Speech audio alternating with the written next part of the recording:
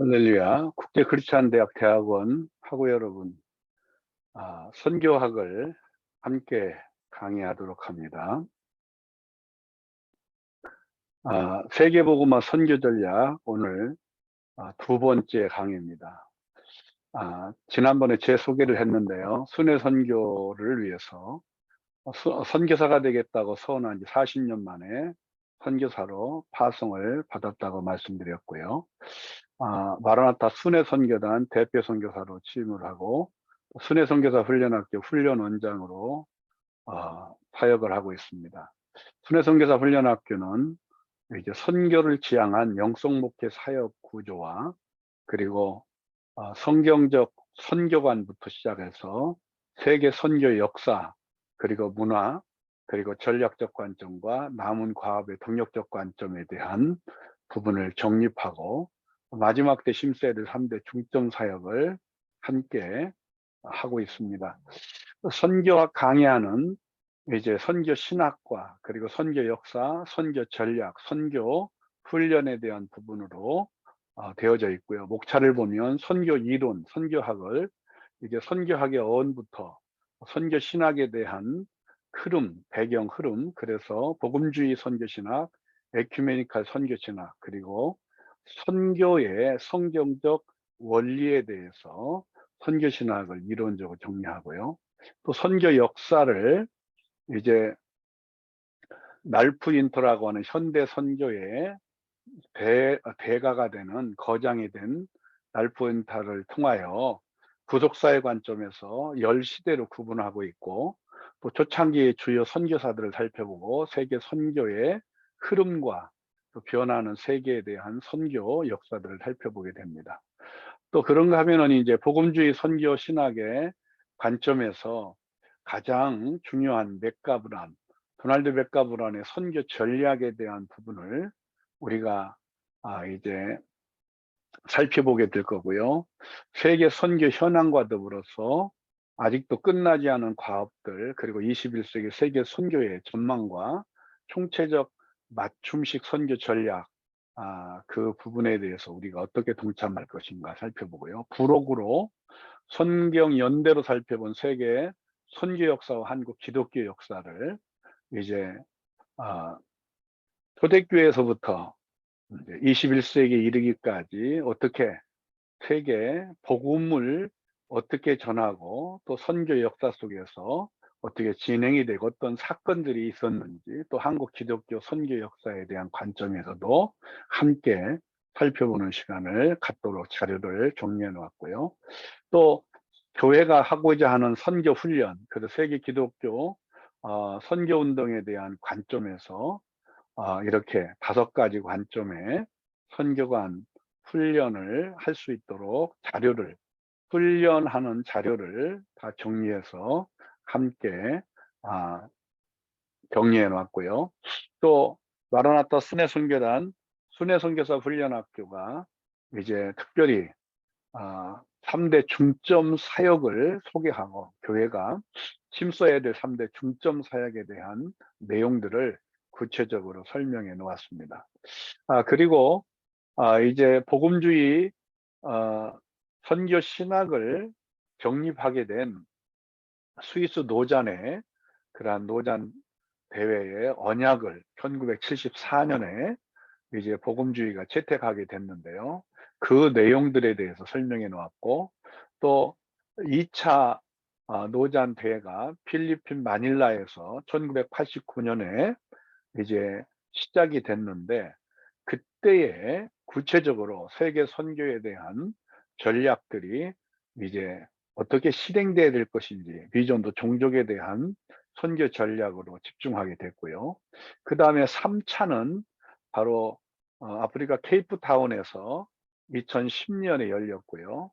또 참고로 이제 에딘버러 선교대회가 1910년에 이제 에딘버러에서 최초 선교대회가 열렸었는데 그 100주년이 되는 해에 한국에서 대한민국에서 2010년도에 에딘버러 한국대회가 열렸고요.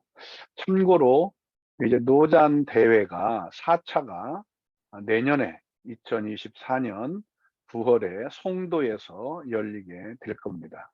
이러한 것들을 부록적으로 살펴보면서 특별히 이제 대한민국 교회를 중점으로 이제 선교협의회가 어떻게 한국 교회를 향하여 또 선교 단체들을 향하여 2030년까지의 선교에 대한 전략과 방법들에 대해서 어떻게 설명하고 있는지 그런 자료들을 모아놨습니다. 강의 일정표는 일단 이제 3월 6일 개강을 했고요. 그런 가운데에서 이제 PPT 자료를 통해서 세계 복음화에 대한 필요성을 살펴보기 전에 마태복음 24장에 세상 끝날의 징조와 더불어 세계 복음화의 필요성에 대해서 그리고 이제 PPT 자료를 통한 계속적인 특강 동영상에 대한 부분들을 진행하고요. 3월 마지막 주 다음 주입니다. 3월 27일 날 이제 학교에서 대면 강의로 강연을 중심으로 선교 신학을 이론에 대한 부분을 강의하게 되고요. 4월 10일 날 정기노회가 있게 되고요. 4월 24일 날 또 대면 강의로 강연 중심으로 선교 신학을 강의하게 될 겁니다.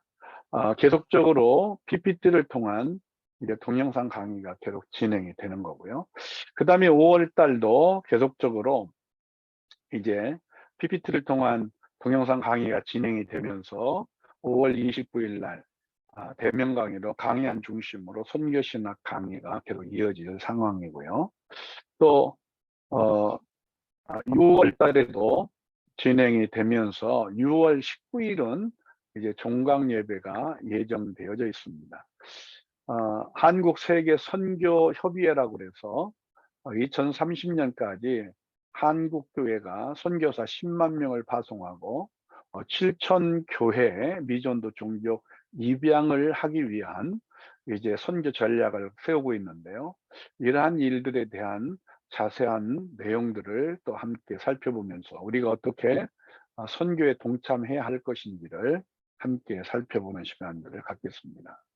세계 복음화를 위해서 필요한 이제 목양 중심의 모달리티 구조보다도 이제 한국 교회는 마지막 때 선교를 지향하는 영성 목회 팀 사역으로 이제 소달리티라고 하는 선교 중심의 구조를 함께 해서 이제 전도 양육만이 아니라 훈련하고 파송하여 세계 복음화를 이루는 그러한 선교하는 일에 동참하는 교회로 세워져 가야 할 것입니다. 이 일을 위해서 이제 순회 선교사 훈련학교가 이렇게 선교지 영성 목회 사역 구조와 그리고 선교관 퍼스펙티브스라고 하는 선교관 훈련을 하는 겁니다. 자, 지난 시간에 이어서 마태복음 24장 세상 끝날에 세상 끝의 징조들을 살펴보면서 이제 주님이 다시 올 때 예비하는 세계복음화의 필요성에 대해서 계속 살펴보고 있는데요.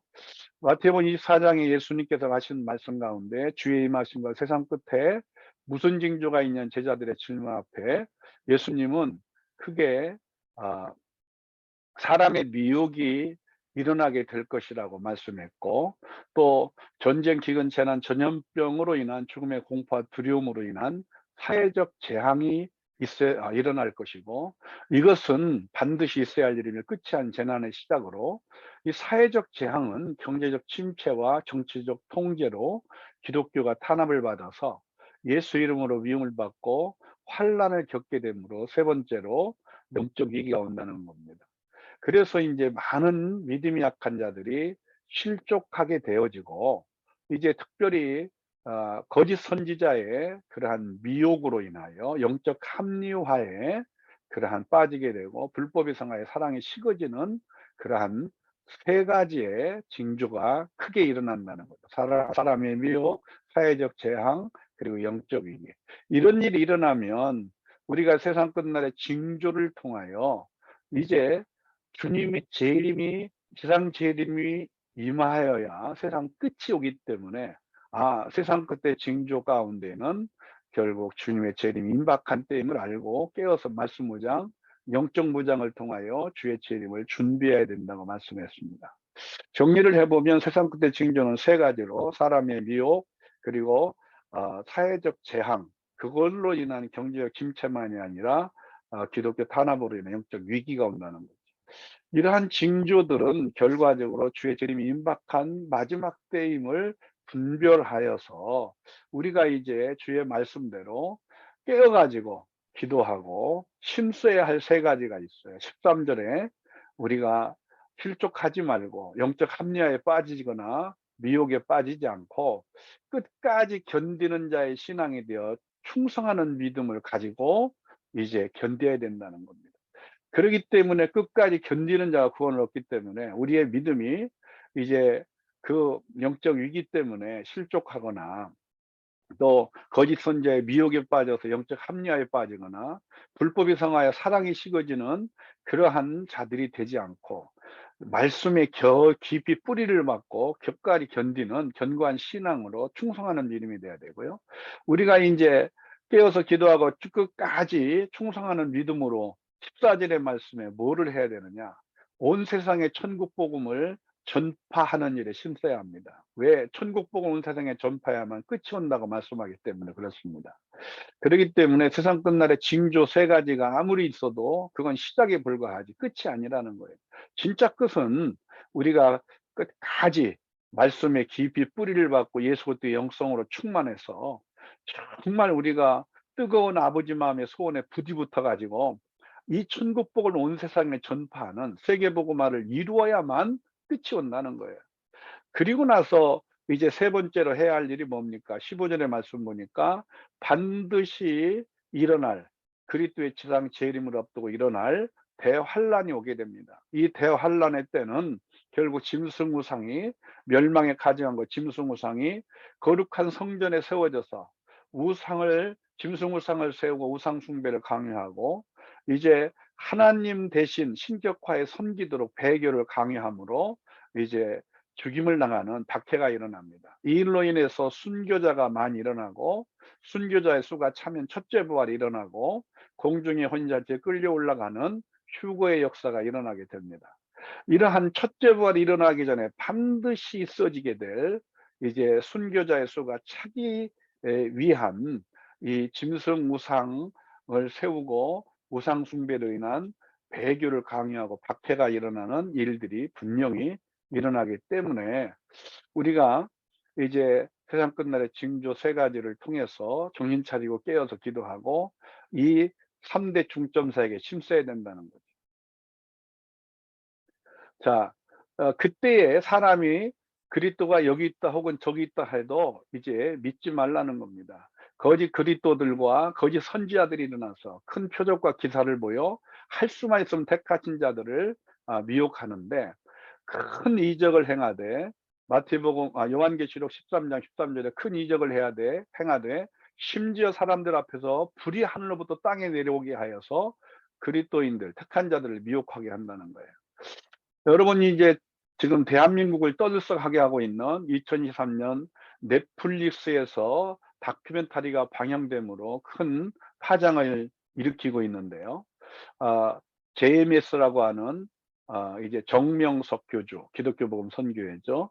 그리고 오대양 사건으로 크게 참으로 떠들썩하게 했던 교주 박순자, 그리고 아가동 산의 교주 김기순, 그리고 만민중학교의 그러한 이재록, 이 네 명의 그러한 이단 사이비의 이 다큐멘터리를 조사해서 이제 발표한 것들을 우리가 살펴보게 됐습니다. 제가 이것을 자세하게 살펴보면서 우리가 왜 이 시대에 깨어서 기도하고 말씀으로 무장해서 이 진리의 확신 가운데 거하고 진리의 그러한 복음을 말씀을 전해야 되는 것인지, 정말 우리가 이단 사이비가 마지막 때에 거짓 선지자가 일어나기 때문에 이러한 것들을 바로 알아야 우리가 정말 정신 차리고 깨어서 이단들을 경계하며 더욱더 진리의 말씀으로 무장하여 이 복음을 이제 증거하는 일에 힘쓰게 되고, 그래서 가족과 이웃과 민족과 더 나아가서 민족 복음화, 한민족 복음화만이 아니라 세계 복음화를 이루고 또 다가올 대환란을 이길 수 있는 신앙이 될 수 있도록 이제 무장해야 될 필요성을 우리가 이제 강조해야 되기 때문에, 그런 관점에서 우리가 오늘 한번 미혹에 대한 부분, 마태복음 4장에 반드시 일어나게 될 세상 끝날의 징조이면서, 그리고 마지막 다가올 대환란에 이러한 하늘에서 불을 끌어내리는 표적을 통해서라도 미혹하는 거짓 선지자의 미혹들이 일어나게 될 것인데, 이런 관점에서 함께 좀 오늘 말씀을 좀 살펴보려고 합니다. 원래 이 지금 대한민국을 떠들썩하게 하고 있는 JMS 기독교 복음 선교 정명석은 약 73세로 지금 나타나고 있고요. 충남 금산에서 출생을 해서 이제 기독교 이단 단체를 세웠는데요. 1977년부터 통일교회 국제승공연합 방공강사로 활동했고, 1980년 통일교에서 원래 이렇게 문선명이와 함께 이제 원리강론을 배우면서 쭉 신앙생활을 하다가 결국 통일교를 80년에 이탈해서 추종자들과 함께 서울 남가장동에 애청교회를 세웠습니다. 그래서 창세기 3장에 그러한 하와가 결국은 선악과를 따먹고 범죄하에 타락하는 사건을 토대로 해서 이제 문선명이가 원리강론에서 강조하고 있듯이 하와가 사단과 성행위를 통해서 타락하게 됐다고 얘기하면서, 자신이 이긴 자고 메시아이기 때문에 자신과 이제 피가름에 대한 성행위를 해야만 결국 구원이 있다고 강조하는, 이러한 잘못된 섭리를 가르치는 섭리사라고도 하고, 선미 선생이죠. 그리고 총재로 부르게 하고, 주로 청년 대학생들을 주된 포교 대상으로 삼았는데, 통일교의 원리 강론을 이제 표절해 가지고 30개론을 만들어서 아주 집중적으로 이제 그 성경을 보는 눈을 열어 가지고, 성경에서 말하는 구속사의 핵심인 예수 그리스도를 보게 하는 게 아니고 바로 정명석 교주를 보게끔 만들어서 세뇌 교육을 하는 거죠. 그는 국내에서 이제 어려움을 겪게 되고, 그래서 중국으로 이제 나가서 피신을 간 거죠. 그래서 중국에서도 또 이러한 포교 활동을 하다가 이제 중국 공안에 체포가 돼 가지고 2008년에 국내에 송환돼서 2009년 대법원에서 강간치상과 준강제 추행 혐의로 징역 10년을 선고받고 복역을 하고 얼마 전에 출소한 것으로 나타나고 있습니다. 대한민국에 지금 자칭 재림주라고 하는 사람이 40명이라고 이제 한국 기독교 이단 상담소 협회에서 통계가 나왔는데요. 이단 사이비 집단이 약 200개가 되고, 그리고 이단 사이비에 넘어간 미혹된 자들이 지금 신도수가 200만 명으로 그렇게 통계가 되고 있습니다. 그리고 이 가운데에서 200만 중에서 다음 세대를 이제 책임져야 될 젊은이들이, 청년들이 지금 약 20만 명으로 통계가 나오고 있습니다.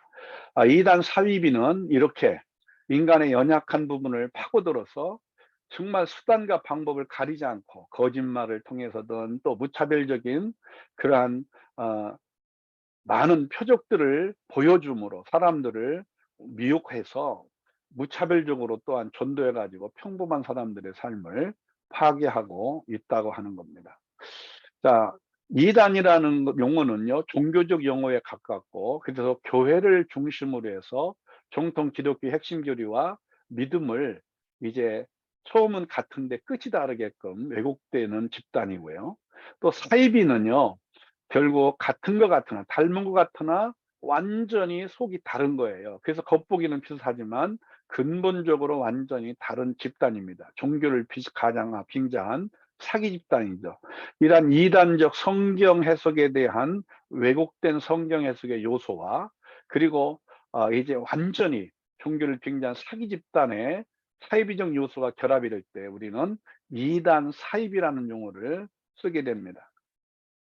한국 교회가 지금 이제 일고 있는 그러한 이단 사이비의 이러한 폐해 때문에, 많은 피해 때문에 이제 8개 교단이 이단 사이비 대책 아 이제 연구소에서 함께 모여 가지고 이단 사이비 용어를 정리했습니다. 합통합, 거신, 합신, 백석, 기감, 기성 함께 모여서 이제 아 정리를 했는데요. 먼저 이단이 되기 전에 이단성의 요소를 갖고 있다라고 하는 것과 이단으로 정죄하는 것과의 차이가 묘했는데 모호했는데, 이제 성경과 기독교 정통고리의 가르침 안에 있지만 부분적으로 이단적 요소를 아주 소극적으로 지니고 있는 주장을 하는 그러한 단체나 사람을 이단성이 있다고 얘기를 하는 거예요. 그래서 이것은 아직까지는 정상적으로 이단으로 이제 판명이 되고 정죄가 된 건 아니죠. 그러면 이제 이단성을 넘어서서 이제 성경과 기독교 정통고리에서 벗어나 파당을 이뤄 가지고 이제 기독교 신앙의 기본 교리자 일치의 그러한 공통분모, 성부, 성자, 성령 삼위일체 하나님, 이 성부, 성자, 성령 삼위일체 하나님의 구속사 가운데 이제 뭐 박태성이처럼 자기가 성부 하나님의 자리에, 또 문선명이처럼 재림 예수 자리에, 또 지금 이만희나 또 지금 이제 이재룡 목사나 이런 사람들처럼 자신이 이제 구속 사역 가운데에서 성령 사역의 그러한 위치에서 그 구속 사역, 삼일체 하나님의 구속 사역을 자기가 완성한다, 자기를 통해서 완성한다, 이러한 이야기를 하는 사람들이 이단입니다. 그런가 하면 성경에 대한 부분, 교회와 구원에 대한 신앙 중에 어느 하나라도 부인하거나 현저히 왜곡하여 가르치는 주장을 하는 사람이나 단체죠. 자, 그런가 하면은 사이비와 사이비성은 뭐냐?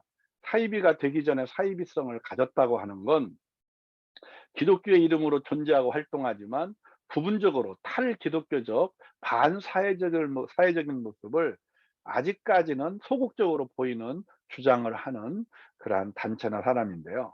이러한 사이비성은 아직도, 그래도 아직까지 기독교의 이름 그리고 기독교 안에서 활동하는 거예요. 그런데 완전히 사이비로 규정되는 건 뭐냐면 성경의 해석이나 그리고 어떠한 성경 해석의 견해 차이가 아닙니다. 기독교를 배경으로 해 기독교 이름으로 존재하고 활동하지만 완전히 기독교를 벗어난 거예요. 탈기독교적 반사회적인 주장이나 단체에 하는 그 사람입니다. 이게 우리가 흔히 말해 여호와 증인 같은 경우도 외국에서 들어온 이단 사이비인데요. 그게 사이비가 된 이유가 뭐냐면 여호와 증인들은 처음에는 이제 성경의 기독교를 중심으로 하는 것처럼 보이지만 성경에서 말하고 있는 그러한 삼일체 하나님을 믿지 않아요.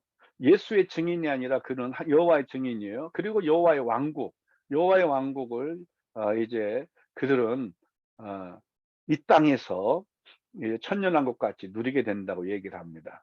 그러면서 그 왕국 폐간에, 왕국에, 여호와의 왕국에 이제 함께하는 그러한 사람들로만 이제 그 나라를 추구하고 있기 때문에, 문제는 이 세상 나라에 대해서 이제 지키고 보존하기 위하여, 또 이 사회 가운데에서 함께하는 사람들을 이제 함께 구성원이기 때문에 함께 돕는 이런 일들을 안 합니다. 첫째, 여호와 증인들은 국가를 지키기 위해서 이제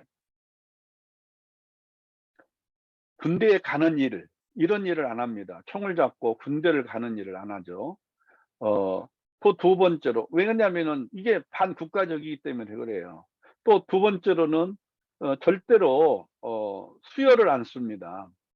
우리가 이제 서로 살아가려면 사고를 당한다든가 그럴 때 생명을 살리기 위해서 수혈을 해야 되잖아요. 수혈을 안 하잖아요. 그러니까 탈기독교적이면서 반사회적이에요. 그렇기 때문에 이런 것들을 사이비로 규정을 하고 있죠. 자, 통합 측의 총회에서 이단 사이비 대책위원회에서 12개의 이단과 그리고 경계해야 될 단체를 이제 소개를 해 놨는데요. 신천지 예수교 증거장 막성전 이만희죠. 자신을 보혜사라고 주장한다 그러고, 하나님의 교회 안산홍 구 안산홍 이제 증인인데요. 이제 안산홍이가 죽고 그의 부인 장길자가 이제 어머니 하나님이 돼서 지금은 이제 세계복음 선교협회로, 하나님의 교회 세계복음 선교협회라는 이름으로 이제 활동하고 있고요. 또 JMS 기독교 복음 선교회 정명석이고요. 예수의 영이 자신에게 임하여 자기가 재림 예수 구원자라고 메시아라고 강조하고 있고요. 안식교 제7일 안식일 예수재림교회입니다. 바로 안식교인만이, 안식일을 지키는 바로 제7일 안식일 예수재림 교인만이 지상에서 유일한 남은 자 교회라고 강조하고 있어요. 이건 잘못된 거죠. 또 여호와의 증인, 바로 여호와의 증인 미국계 이단이죠. 삼위일체론을 부정하며 예수님을 천사라고 하고, 깨어라 파수대 등의 인쇄물을 가지고 집집마다 방문하고 포기하고, 성령님을 인격이 아닌 능력으로 폄하하고 지옥이 없다고 주장해요. 그래서 이 땅이 지금 천년왕국이 된다라고 생각하고 있는 거죠. 국기에 대한 경례도 거부하고 군대를 가지 않고 수혈도 거부한다고 말씀드렸죠. 반기독교적이고 탈기독교적이고 반사회적이라는 거죠.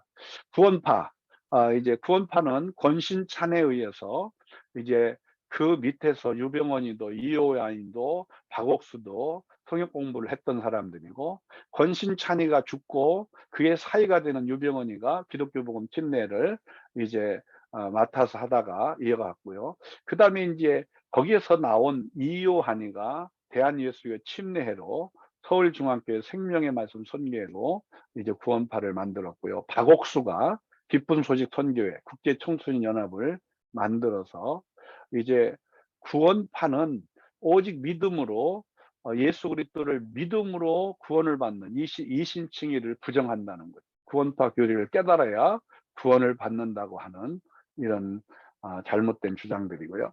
만민중앙교회 이재룡 목사 자칭 보혜사 성령이라고 얘기합니다. 전능하신 하나님 교회 중국에 들어온 이단인데요. 사입이죠. 동방번개. 그래서 마태복음 24장 27절에 보면은 번개가 동에서 이제 번쩍이어서 그 서쪽에 이제 이르듯이 결국 번개가 동방에서부터 서쪽으로 번쩍임 같이 인자의 임함도 그러하리라. 그래서 이 번개가 동방이라고 하는 이 동방을 중국이라고 그렇게 해석을 해서 조유산이라는 사람이 27절의 말씀을 갖고, 여기서 번개가 동방에서 쳐서 이제 서쪽에까지 번쩍이듯이 인자의 임함도 그렇게 된다고 하듯이, 이 말씀을 해석해서 동방은 중국이고, 그래서 번개같이 같이 예수님이 재림한다. 그래서 결국은 이제 재림 예수, 재림 그리스도를 바로 양향반이라는 여자가 교주로 해서 전능하신 하나님 교회로 하는데, 이것은 뭐 절대로 기독교의 하나님이 아니고요. 별명이 동방번개입니다. 그래서 완전히 이단이고요. 동영상을, 유튜브의 동영상을 성화로 만들어서 완전히 왜곡해 가지고 엄청나게 지금 포교 활동을 하고 있습니다. 그 다음에 이제 단월드, 바로 이승원이라는 사람이 결국은 이제 신격화해서 섬기는 그러한 상태고요. 명상업체인데요. 최대 명상업체인데 단을 끌어모으고 단을 이제 명상을 통하여 끌어내는 마인드 컨트롤을 하는 거죠. 그런데 이게 지금 자신을 신격화해서 2015년에 1월 기준으로 10만 명이 회원이 넘었다고 하는 거죠. 자, 그런가 하면 유엔에서 아젠다로 이제 전 세계가 지금 통용되고 있는 성소수자의 인권 보호 때문에 동성애가 이제 확산이 되고, 그래서 유엔의 그 회원 가입국들은 필수적으로 이 유엔의 아젠다라고 하는 이러한 인권 보호 차원에서 성소수자의 동성애에 대해서 다 찬성을 하고, 그래서 지금 남자 여자의 성만이 아니라, 그래서 부부가 되고 결혼을 하고 부부가 돼서 아이를 낳고 이런 개념이 아니고요. 정상적인 결혼이 아니라 남자와 남자가, 그리고 여자와 여자가 결과적으로 아이를 기르는 그러한 잘못된, 이제 다양한 성에 대한 그러한 책자들을 지금 만들고 그것들을 가르치고 있는 상황입니다. 우상 숭배의, 그리고 성적 타락의 결과로 동성애는 이제 노세 때에 그러한 그 심판에 대한 부분을 말씀하고 있죠. 그런가 하면은 이제 뉴 에이지 운동의 요가와 마술입니다. 이것은요, 사탄의 힘을 입어서 사탄 숭배의 모습을 통하여 사탄이 지배하는 새로운 시대, 뉴 에이지라고 하는 새로운 시대를 만들자고 하는 사탄 숭배 사상입니다. 음악도 있고, 또 스크린 영상도 있고, 또 중요한 것은 이제 스포츠도 있고, 이 뉴 에이지 운동이 사탄이 활용하고 있는 것들이에요. 섹스도 있고, 영상도 있고, 그리고 바로 이 스포츠도 있고, 이 세 가지의 3S 정책을 통해서 사탄이가 지금 성경을 왜곡하고 완전히 사탄 숭배의 그러한 세상으로 지금 뉴에이지 운동의 모습으로 가고 있고요. 음악도 마찬가지예요. 사탄을 찬양하는 음악들로 만들고, 그 가운데 요가와 마술은 사탄의 힘을 힘입어서 하는 것들이기 때문에 이것은 사탄 숭배의 그러한 뉴에이지 운동의 모습으로 발전되기 때문에 이것들을 경계하고 이것들을 이제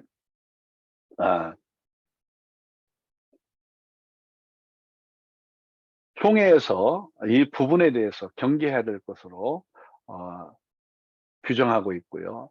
마지막 12번째로는 바로 이 이슬람입니다. 사우디아라비아 메카에서 무함마드에서 시작되어져서 결국 이 사우디아라비아를 중심으로 해서 이제 아랍, 더 나가서 이스라엘, 이제 예루살렘 성전을 이제 정복하고, 그리고 북아프리카와 그 위로는 소아시아, 터키까지 정복하고, 그래서 이제 동로마라고 하는 그러한 콘스탄틴 대제를 통해서 오늘날 터키, 바로 이스탄불에 비잔틴 문화라고 하는 기독교, 동방 기독교 이제 그러한 제국을 거기서 세웠어요. 그래서 우리가 콘스탄티노플이라는 그러한 비잔틴 기독교 문화를 가진 그러한 도시를 세웠는데요. 문제는 이제 이슬람이 거기를 쳐들어가서 성소피아 성당 같은 그러한 곳에 이제 이슬람 사원을 거기다가 세우게 되어지고요. 그러면서 이제 유럽을 공격해서 결국 이슬람이 유럽으로 진출하기 위해서 진행을 하게 됐고요. 이런 가운데에서 지금 57개국 이슬람 지금 국가가요, 57개국이 되고 인구는 19억이 됩니다. 우리나라에도 2023년 통계가 지금 30만 명이 됩니다. 무슬림, 한국 사람인데 한국인 가운데 무슬림으로 개종한 자의 수가 2005년 3만 5천 원, 2009년에 7만 명이고, 지금 2023년은 최소 지금 한 13만 정도는 되지 않겠느냐, 이렇게 정확한 통계를 통계청에서 내는 게 아니기 때문에 추산하고 있어요. 근데 놀라운 사실은 우리가 정말 정말 이것을 경계해야 될 것이 뭐냐면요, 무슬림으로 개종한 한국 사람들 가운데에서 73%가 바로 기독교인이었다가 바로 이슬람으로 개종했다는 겁니다. 그러면 그 사람들은 왜 개종을 했을까? 그 개종한 원인을 이제 통계적으로 보면은요, 개종한 원인이 다른 게 아니고 교회에서 이제 교회에 그러한 상처를 받고 또 교회 안에서 이제 많은 어려움들을 겪었기 때문에 그렇다는 거예요. 가장 큰 것이 기독교 신학에 대한 복잡성, 쉽게 말하면 기독교 교리나 신학에 대한 복잡하고 모호한 것 때문에, 그리고 이 교회 지도자들의 부패와 타락 때문에, 또 이제 이슬람 친구들을 만나게 되면서 이슬람 친구들의 그 아주 율법을 중심으로 한 경건의 삶의 모습에 아주 이제 종교적 매력을 느껴서 같게 배우다 보니까, 이슬람 종교에 대해서 배우다 보니까, 꾸란을 배우고 하다 보니 결과적으로 이제 기독교에서 거듭남을 체험하지 못한, 기독교 교리를 확신하지 못하는 그러한 자들이 결과적으로 교회에 상처받고 실족했던 사람들이 아 개종을 했다는 거죠. 원래 무슬림은요, 결혼을 할 때, 이슬람 남자들이 결혼할 때 첫째 이슬람과 하든가, 아니면 같은 뿌리가 되는 유대교나 기독교인하고 요 세 종류의 같은 뿌리인 사람들로만 결혼하도록 이슬람의 그 꾸란에서는 말하고 말씀하고 있는데, 그런 그러기 때문에 이 땅에 들어온 모든 근로자들, 이 땅에 들어온 이제 유학생들, 또 이 땅에 들어온 그러한 직업을 가지고 들어왔던 사람들, 이슬람을 믿고 있는 그러한 무슬림 남자들이 결혼을 하기 위해서, 우리나라에는 지금 유대교인이 없고 우리나라에는 그만큼 뭐 이슬람을 많이 믿는 사람이 없잖아요. 그러다 보니까 기독교인 가운데에서 여자들을 선택해서 결과적으로 결혼을 하는 경우가 많고, 결혼하여서 아이를 낳게 되면 그 아버지가 무슬림인 경우 그 아이를 부를 때에 코슬림이라고 하는데요. 이러한 코슬림까지 합치면 엄청나게 30만이 훨씬 넘는 인구가 지금 무슬림이 있다는 거예요. 자, 우리나라에 이제 박정희 대통령 때에 이제 대한민국 정부가 땅을 내놓고 사우디아라비아가 이제 건설 비용을 대서 이슬람, 대한민국 이슬람의 그러한 중심지가 되는 서울 이태원에 서울중앙소원, 쉽게 말하면 모스크를 세웠어요.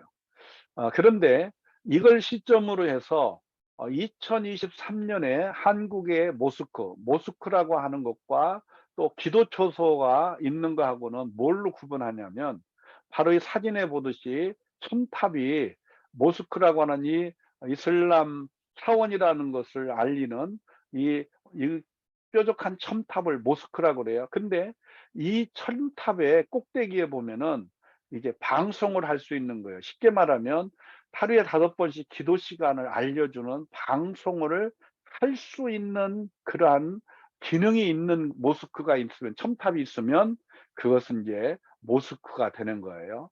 그렇지 않으면 기도초소가 되는 거예요, 그게 없으면.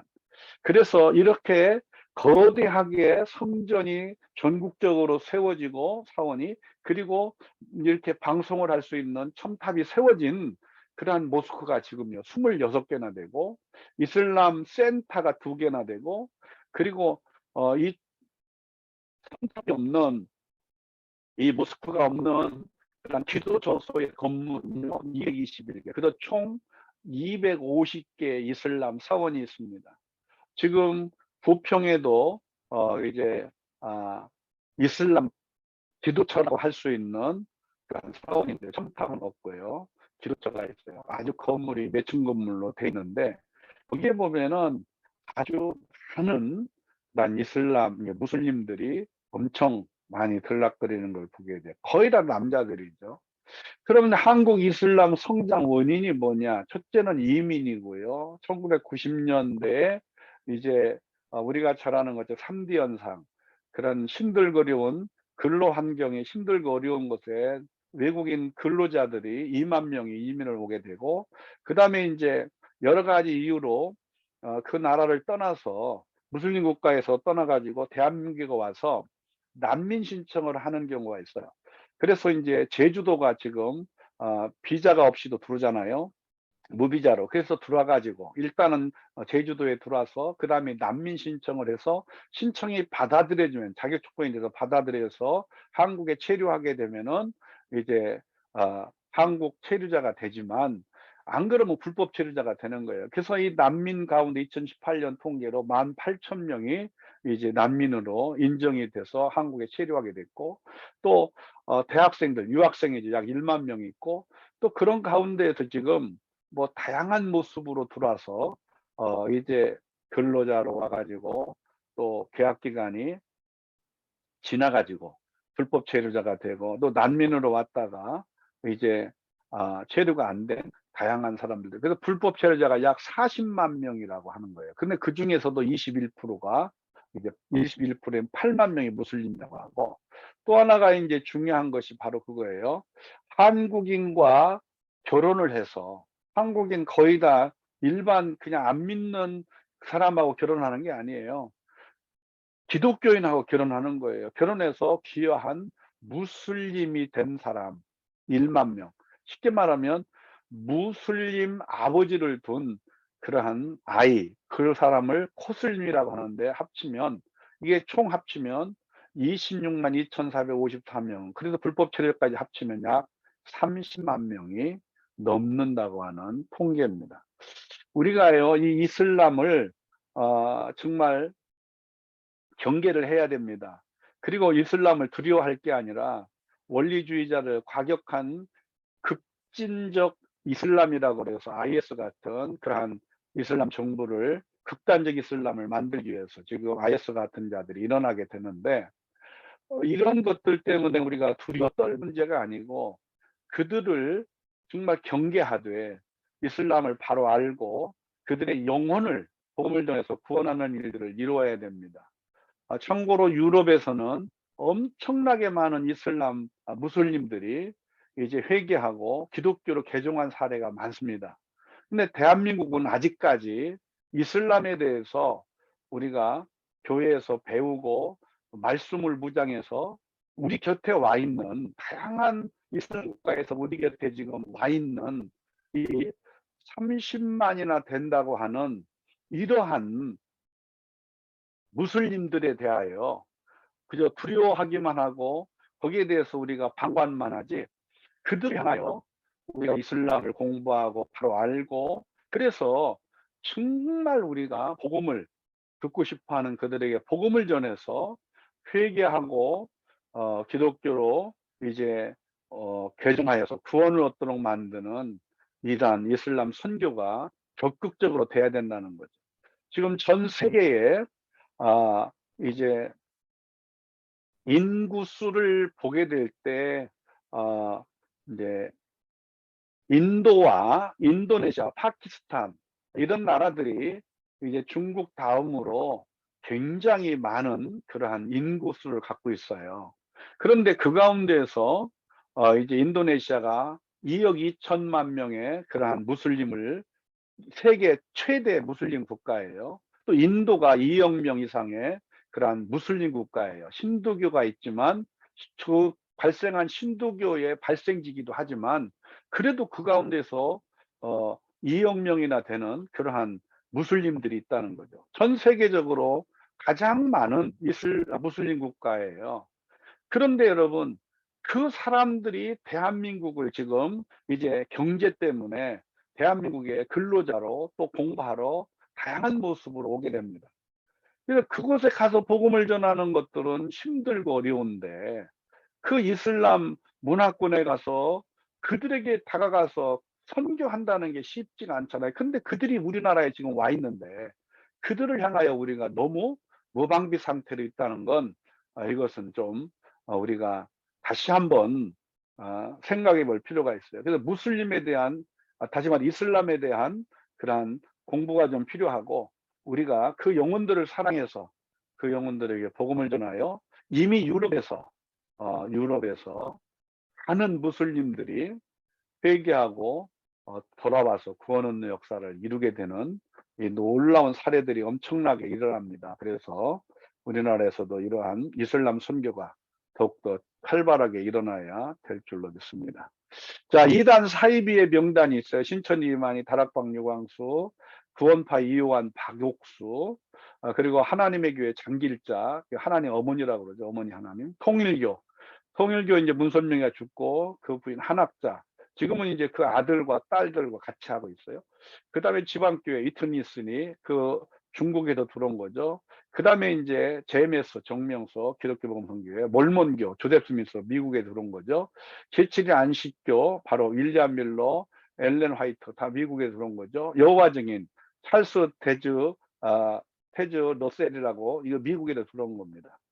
그리고 우리나라에 지금 신사도 운동을 하고 있는 큰미동교회 사랑하는 교회 변승우, 만민중앙교회 지금 이재로, 원래 성결교 교단에서 면직이 되어졌었고요. 그래서 자칭 지금 새로운 그러한 성결교단을 만들어 가지고 총회장을 하고 있고, 본인이 이제 하나님 우편에 한 오른쪽에는 예수님이 왼쪽에는 자기가 있다. 그래서 성령의 역할이다. 그렇게 지금 신격화해 가고 있습니다.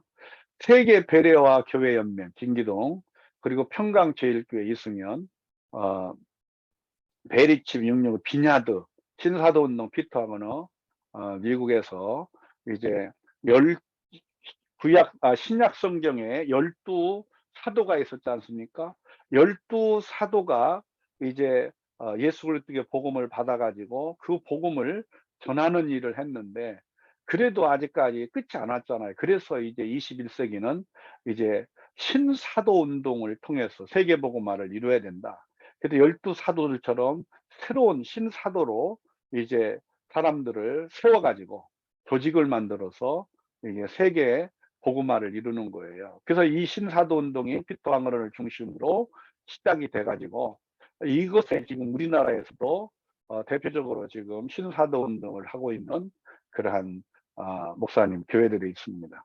그 다음에 은혜롭교회 신옥주, 지금 이 은혜롭교회는 피지에다가 이제 예비절을 만들고 집단 농장을 하고, 또 젊은 사람들을 강제로 짝을 지어서 결혼을 시키고, 그러는 그 남자 여자들을 피지에 가가지고 완전히 지금 노동 착취를 하고, 또 말을 안 듣거나 그러면 이제 서로 때리게 하는, 그래서 알곡이 되게 하기 위해서 그 가운데서 잘못된 것들을 뽑으려고 타작을 한다는 마음으로 말로 지금 서로 폭행을 일삼는 이러한 일들로 아주 잘못된 종말론으로 큰 문제를 일으켰어요.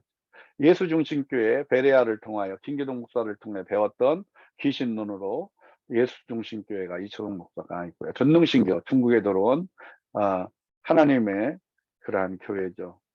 전능하신 하나님의 교회 전능신교 동방번개라고 표현하고 있습니다.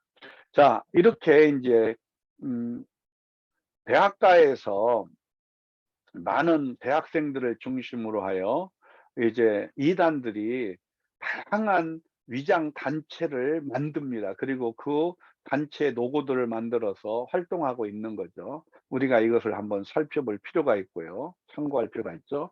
그리고 대학가에서 경계해야 될 주요 이단, 뭐 국제통수의 박옥수 구원파죠. 진천예수교 준거장 박사님, 신천 이만희, 또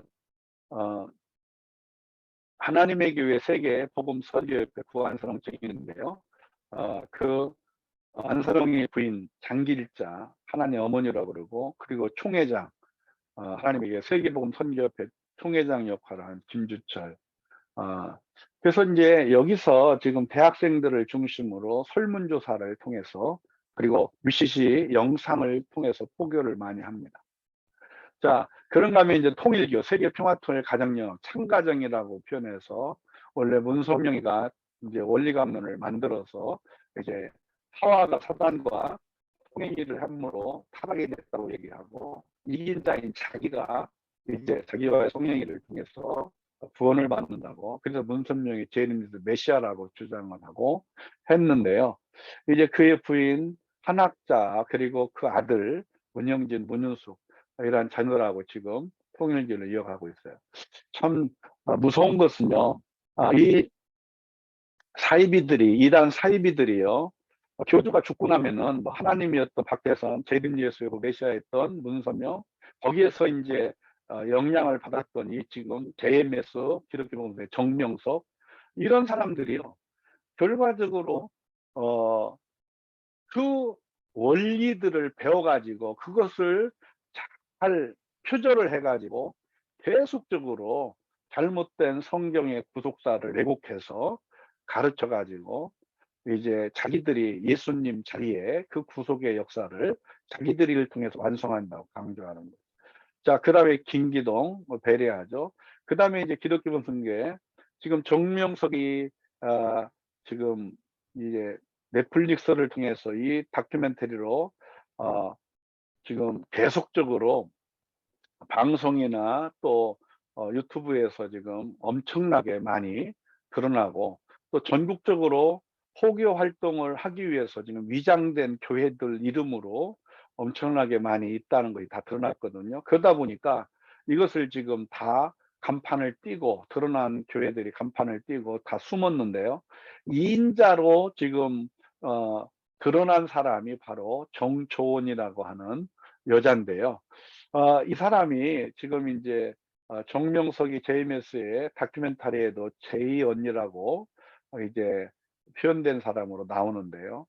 이 인자가 얼마 전에 이제 표현한 것이 있어요. 그래서 정명석이한테 이러한 여신도 성폭행 사건들이 일어나게 되니까 그것들을 막기 위해서 굉장히 자기가 노력했다. 그러면서 이제 이 정명석이의 지금 이러한 잘못된 문제들로 인해서 지금 어려움을 많이 겪고 기독교 복음 선교회가 위기가 오니까 그것들을 타개하기 위해서 지금 거리두기를 하면서 지금 여러 가지 모양으로 물타기를 하고 있는 상황의 모습에 있어요.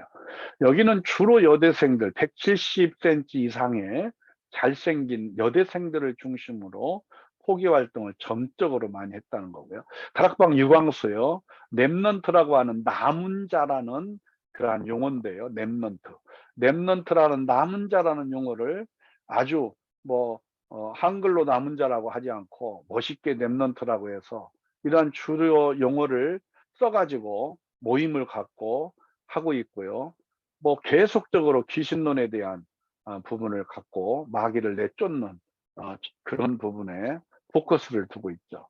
자, 그런가 제7일 안식일 예수재림교회 윌리엄 밀러 엘렌 하이트 여기는 뭐 안식일을 지켜야 구원을 받는다고 얘기하고 있고 여기 관련 기관은요 SDA 어학원이나 또 삼육대학교가 중점이고요. 또 여호와 증인 바로 여기 삼일체 교리를 부정하고 규성교회를 따르는 무리들로 규성교회를 한마디로 말해서 정통 기독교를 마귀를 따르는 그러한 666 마귀를 따르는 무리로 규정을 해놓고 있습니다. 우리가 이제 여기서 예수 그리스도 후기 성도교회라고 있어요. 인천에 아주 크게 어, 그 단체가 있어가지고 엄청나게 건물이 크고 거기에서 이제 또 2명씩이 이제 젊은이들이 외국인들이 짝을 져서 이제 포교 활동을 하고 있어요. 그래서 성경과 같은 권위로 몰몬교에서는 몰몬공을 이제 만들어 가지고 결과적으로 잘못된 종말론입니다. 여기도 그래서 외국인 2명이 짝지 영어 교수 목록으로 포교를 하기 때문에 한국교회의 영어 때문에 참 많이 여기에 사람들이 초창기에 젊은이들이 많이 빠지게 됐었죠. 그 다음에 이제 대순진리회가 왜 대순이냐 이게 이제 불교의 그러한 파가 있는데요. 그 가운데서 증산도의 한 분파로 박한경이가 결국 대순이다. 이 말의 의미는요. 여러 형태에서 이 시대에 메시아가 나온다고 그 메시아가 나오는 것을 대순으로 여기고 그게 바로 박한경이라고 그렇게 왜곡되게 풀어요. 그래가지고 이제 대순 진리에는 박한경이를 신격화하여서 조상에 대한 제사 목적으로 무리한 돈을 걷고 이거 거리에서 길거리에서 역전 앞에서 "얼굴에 참 복이 많습니다." 이러면서 접근하는 무리들이 바로 대순진리의 사람들입니다. 젊은이들이 많죠. 자, 사이비 종교의 대학 내 신도 모집하는 방식이 가장 많은 게 40%가 길거리 설문조사예요. 그래서 뭐 하나님의 교회도 그렇고 또 여호와 증인도 지금 뭐 다 역전 앞에서 지금 파수대 책자들을 놓고 사람들을 계속적으로 어 이제 포교 활동을 합니다. 또 전단지 26%, 그다음에 동아리 모임 13%, 상담 세미나 각종 행사에 9%, 봉사활동 6%, 편지 3%. 저도 이제 이단에서 보내는 편지, 특별히 이제 신천지에서 아주 사명감을 가지고 어, 어, 보내는 편지를 많이 받기도 했었습니다. 그리고 천지일보에 이만희 업적에 대한 부분들을 이제 소개한 그런 천지일보의 그런 신문들을 아주 그냥 사명감을 가지고 갖다가 꽂아 놓고 그렇게 하는 경우가 많이 있었어요. 지금은 이제 뭐 거기에 대해서 단호하게 하니까 오지 않는데, 정말 끊임없이 한 번도 예외, 한 사람도 예외 없이 이게 신천지는 가만히 있지가 않아요. 뭐 목사부터 시작해서 교회 직분자부터 모든 사람들을 다양한 모습으로 접근한다는 거예요. 성경 공부가 2%고요. 복음방이죠. 그 신천지는. 그리고 인제 뭐 JMS도 그렇고 모든 단체들이요, 젊은이들 대상으로 아주 그냥 목숨 걸고 성경을 보는 눈을 열어서 그 어 교주를 메시아로 볼 수 있도록, 교주를 통하여 구원을 얻는 나는 것으로 이제 성경을 거짓되게 눈을 열도록 엄청나게 성경을 가르칩니다. 근데 우리 인제 정통 기독교는 너무 기독교 교리나 성경에 대해서 덮어 놓고 믿고 그냥 문제 해결을 위한 기도만 하는 경우가 너무나 많아요. 어 정말 이것이 우리에게 큰 지금 경쟁을 울리고 있습니다. 사이비 종교의 메커니즘이 있어요. 어 교리에 세뇌된 신도는 구원이라는 시소성 모델, 이게 교주거든요. 그래서 시소성 모델로 인해서 오직 그 사람을 믿어야만이, 그 사람하고 관계가 돼야만이 구원을 받는다고, 이제 그 잘못된 성경 교리를 통해서 잘못된 교리로 아주 세뇌가 돼 버린 거죠. 그러니깐 결국은 이제 구원을 받아야 되니까 예 터널 비전에 빠져버려요. 그래서 더 이상 뭐 터널이기 때문에 완전히 거기서 갇혀 있어 가지고 두려움을 갖게 되고, 그래서 사이비는요, 두려움을 마치 보상 독점 구조로 해결해서 철저하게 신도들을 자신의 사람으로 만들어서 정말 노동 착취를 하고 또 물질 착취를 하고 또 성착취를 하고 다양한 모습으로 이제 두려움으로 만든다는 거예요. 지금 이단 사입이 위장된 차가 많습니다. 신천지도 다양한 모습으로, 하나님의 교회도 구원파가 가장 이제 많이 지금 어 대학교 내에서 위장단체로 사회에서 많이 활동하고 있다는 것을 우리가 좀 염두에 두면 좋겠고요. 이러한 위장해 가지고 포기하는 이러한 일들을 우리가 예방하는 방법, 되도록이면 우리가 관련 정보가 적은 것은 주의하고 공인된 그러한 동아리나 신뢰할 만한 모임에 참여하는 게 중요하다고 하는 것이고요. 또 정보가 빈약한 온라인 게시물, 온라인에서 이렇게 게시하고 있는 것들은 피하고, 불분명한 것은 자꾸 피하고 확실하게 정말 어 그 단체의 목적, 그리고 강사, 이런 것들을 물어보는 것도 굉장히 중요한 겁니다. 확실히 알아야 경계가 되는 거죠. 그런가 하면은 이제 비밀 모임은 절대 가지 않는다. 모임을 비밀시하거나 기존 목적과 전혀 다르게 상담, 성경 공부로 이어지는 경우, 기독교 단체를 사칭하는 게 사입이잖아요. 그다음에 도움을 요청하는, 그렇게 아주 사람들의 그 거절하지 못하게 하는 그러한 연약한 부분을 잘 이용해서 어 이제 스스로 분별하니까 지인이, 알고 있는 사람이 위장 투기에 빠졌을 경우에 주변의 도움을 이제 어 받는 것도 중요한 부분인데요. 중요한 것이 있어요.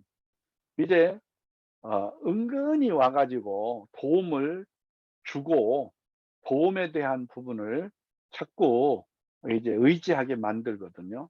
이런 것들을 우리가 주의 깊게 살펴보면서 교단에서 인제 총회에서 이단 사이비를 경계하고 주의할 것을 이제 총회 교단에서 인제 당부하는 내용들인데요.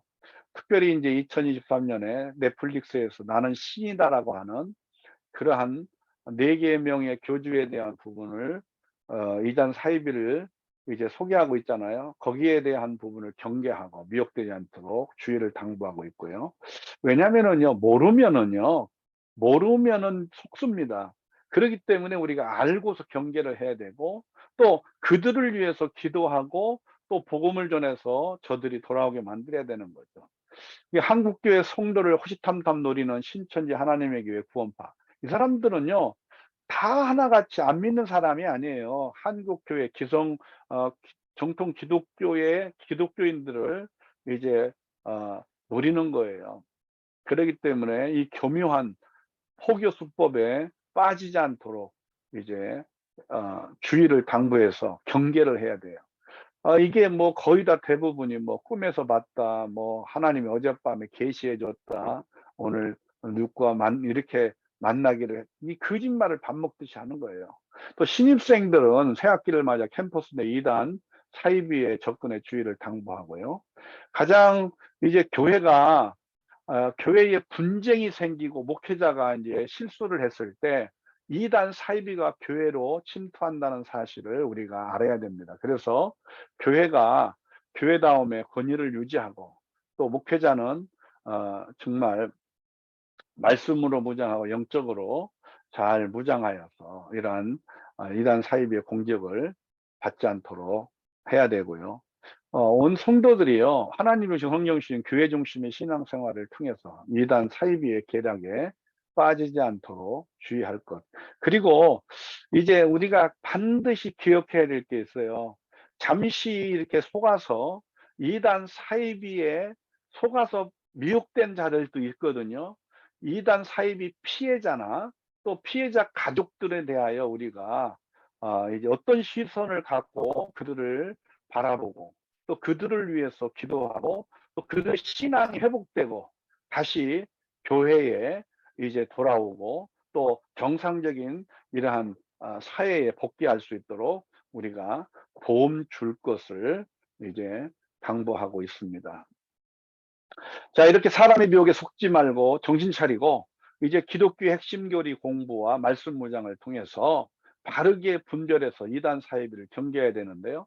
15세기, 16세기에 이제 종교 개혁자들 마틴 루터나 그리고 존 칼빈은요, 이슬람이 이제 유럽을 이제 이슬람화하기 위해서 침략을 할 때 한 손에 코란경, 한 손에 칼을 들고 침략할 때 그들은 이 이슬람에 대해서 공부를 하고 이슬람을 이단으로 규정하고 성경의 말씀 가운데에서 특별히 칼빈은 이제 기독교의 핵심 교리, 그래서 대요리 문답 그리고 소요리 문답에 대한 것들을 잘 이제 성경적으로 정리해서 가르치는 일을 하므로 당시에 이러한 종교 개혁자들의 이단에 대한 대처함으로 결과적으로 이렇게 교리 공부와 말씀 무장을 통해서 올바른 성경의 구속사 속에 예수 그리스도를 중심으로 그들이 잘 무장하여 이슬람을 이기고 이제 승리하는 역사를 이뤘던 걸 보게 돼요.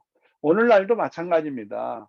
이제 계속적인 종교 개혁의 그러한 역사들을 교회가 개혁 운동을 계속 이어가야 되는데 이단 사이비가 이렇게 많이 일어나고 있고 이제 우리가 세계복음화를 이루어 가야 되는데 지금 가장 지금 많이 미전도 종족에 많이 남아 있고 가장 기독교의 적대적인 나라가요. 이제 박해국가 50개국 가운데에서 가장 크게 이제 기독교를 박해하는 나라 가운데 이슬람 국가가요. 지금 40개 정도가 이슬람 국가고 그 가운데에서 지금 고통받고 있는 그리스도인들이 어마어마합니다. 그렇기 때문에 지금 이슬람에 대한 부분도 우리가 바로 알고 또 무장하여서 오히려 경계하고 두려워할 게 아니라 경계하고 그들의 영혼들에게 바른 복음을 전해서 주께로 인도하는 일을 해야 되겠죠. 자, 마태복음 33절 이와 같이 너희도 이 모든 일을 보거든 이러한 일들 세상 끝날의 징조와 반드시 일어날 일들, 해야 할 일들 이런 것들이 일어나는 일을 보거든 인자가 가까이 그 문 앞에 이른 줄 알라. 그래서 세상 끝날의 징조는 예수 올 때 재림을 알리는 사인이라고 말씀했고 이러한 일이 일어나면 그리스도의 재림이 문 앞에 이르는 줄 알라는 거죠. 임박한 걸 알라는 거예요. 그러나 이제 그날과 그때는 아무도 모른다. 하늘의 천사도 아들도 모르고 오직 아버지만 아신다. 그래서 시한부 종말론은 잘못된 거 임박한 종말론이죠.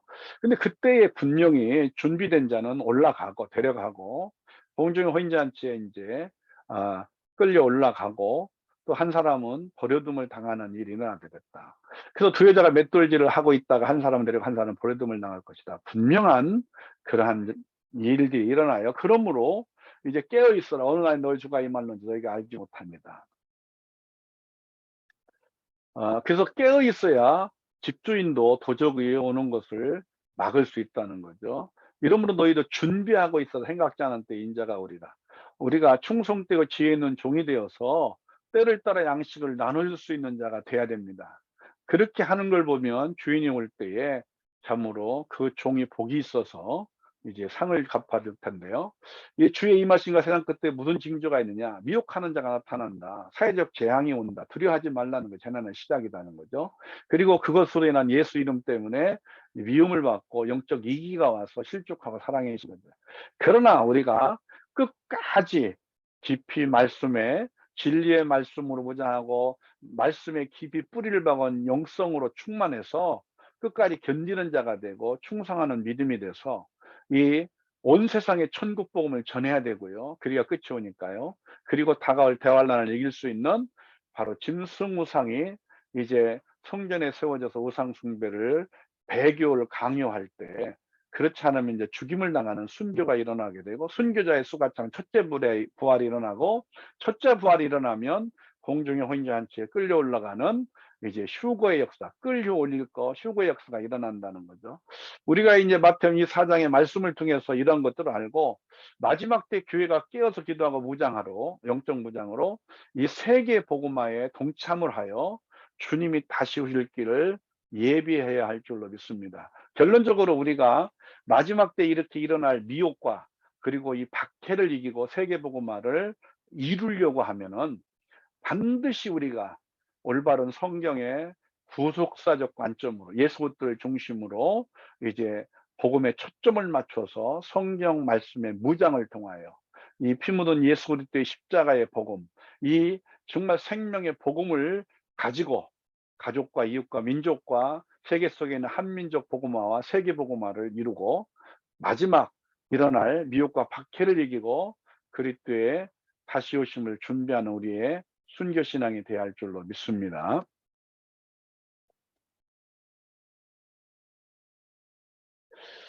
네, 이것으로 이제 세 번째 강의 이제 동영상 강의를 마치도록 하겠습니다.